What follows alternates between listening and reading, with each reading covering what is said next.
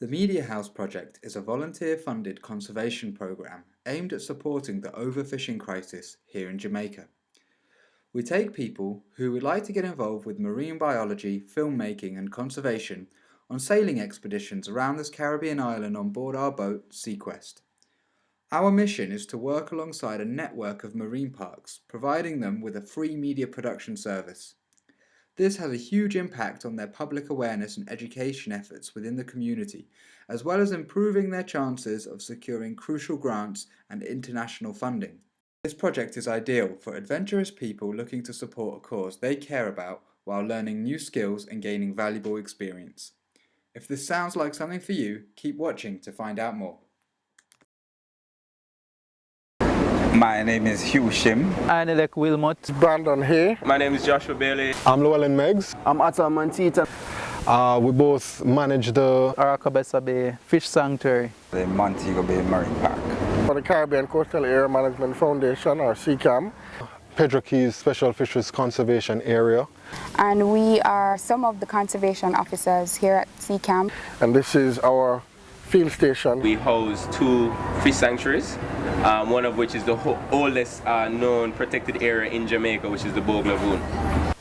The sanctuary is basically a no fishing zone. It's an intervention by the Fisheries Division, and it's aimed at tackling the issue that we have in Jamaica, where we have some of the most overfished reefs anywhere in the world. A lot of the fishers in the area are poor fishers. They're not like big boat fishers. So they are, small engine fishers. They have to feed their family and that kind of stuff. We have line fishermen, we have traps fishermen, we also have freelungs and compressor and tank divers. So it's like a bank. Some people compare it to a bank, You're living on the interest, and protecting the deposit. What we're trying to do is, as best as possible, let them understand that we are trying to help them secure their financial future. With a few months of sustained presence, we've actually started to see the difference. Yeah, and it's very heartening. I mean, in the 2 years that we've been monitoring the sanctuary, there's 560% more fish inside, and that's not with 24-hour coverage, So it does have an impact on a fisherman's livelihood. They support what we do because, they really want to see the fish population, the fish stock we replenish. I like seeing the compliance. I like that they know that we are trying to help them and we're not trying to fight against their livelihood. I think the fishermen get it. They understand what we're trying to do. All smiles and waving, I like seeing that. I mean, people will tell you that the reefs in Aracabessa have more fish than anywhere else, along this stretch of the north coast.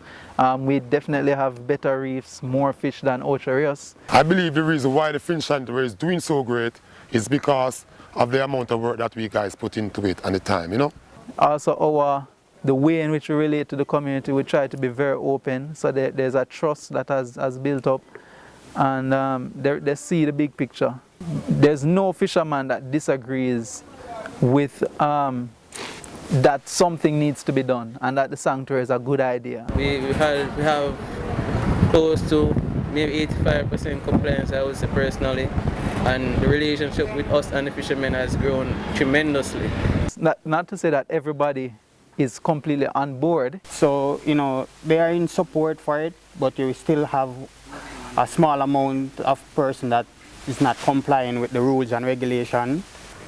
But wherever you go, you always have troublemaker. They are a challenge, The marine parks are located all around the island, and getting to each one involves sailing.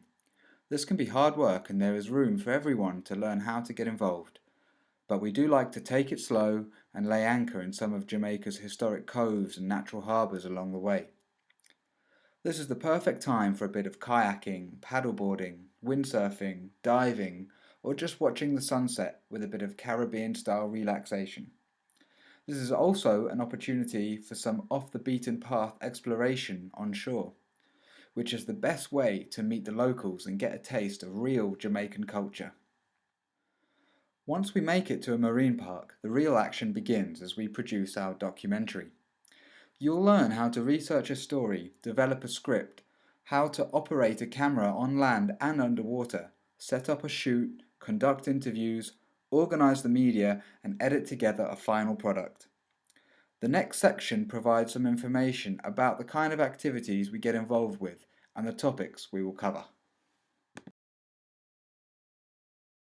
Day-to-day activities, patrolling. The regular monitoring and enforcement of the fish sanctuaries. Another activity that we started is to look at an area that we believe is a lobster nursery area. We try and monitor the fish biomass and how that changes in the sanctuary. And we also have coral gardeners who work with the sanctuary, and they don't do enforcement, they work on our coral restoration project. We've also over the years worked a lot with seabirds, particularly moss boobies, brown boobies, frigate birds, things like sooty terns that come to the Keys each year to breed and so. We've started an artificial reef project in one of the 3 sanctuaries that we have, and we're about to expand that into a second sanctuary. We also do culling activities in the sanctuary.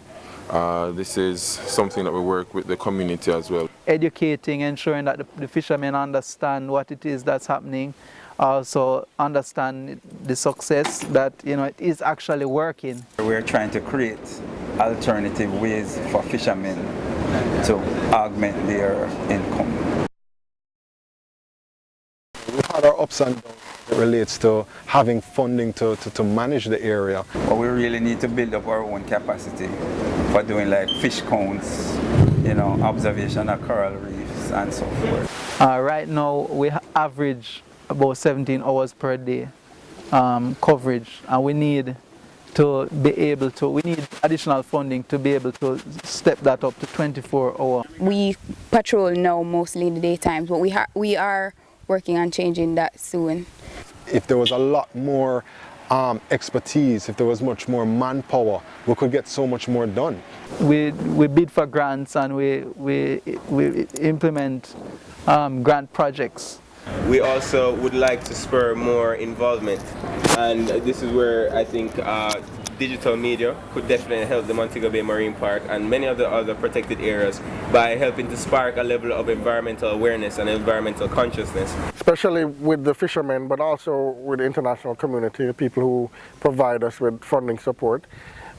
We'd like to get the word out about all the good work that we're doing here. And whether students or persons who have interest in marine biology or environment.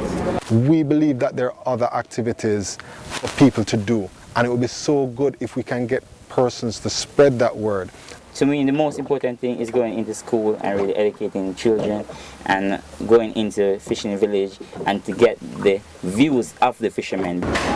So we have to do outreach, informing people what the park is, what you should and should not be doing. If we can get that expertise from the volunteers, it would be much easier for us to accomplish all of that stuff. You don't need any prior experience or qualifications in order to take part in this project. We'll teach you everything you need to know. However, you do need to be physically fit, confident in the water, and capable of living and working in close quarters with your team. If you're interested in joining our next expedition, or you'd like more information, take a look at our website at www.projectmoana.com.